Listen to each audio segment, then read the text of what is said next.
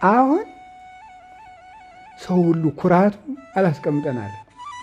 እኛ እንትኖች በዘራችን የጠራን ይላል ተነስቶ ማለት። ይሄን የቤተ ክርስቲያን አባት ሲለው ደግሞ እንዴት ያሳፍራል።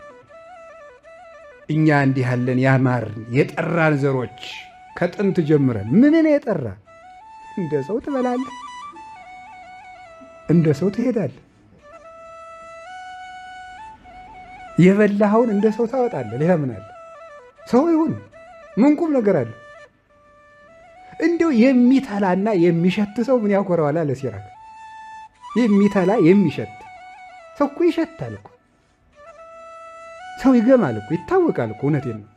ምንም ያስታበየን ነግሬያችኋለሁ ካሁን በፊት አይደለም። አንድ መናኝ በአንዲት ሴት ውበት ተፈትኖ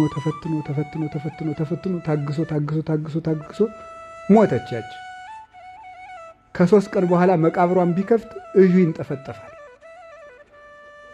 መደረቢያውን ወስዶ እጁን አስነክቶ ወደ አፍንጫው አስጠግቶ ለዚህ ነበር ቆብህን ልትጥል የነበረው አለው። ለዚህ ነበረ ክርስቶስን ልታጣ የነበረው ነበር ያለው።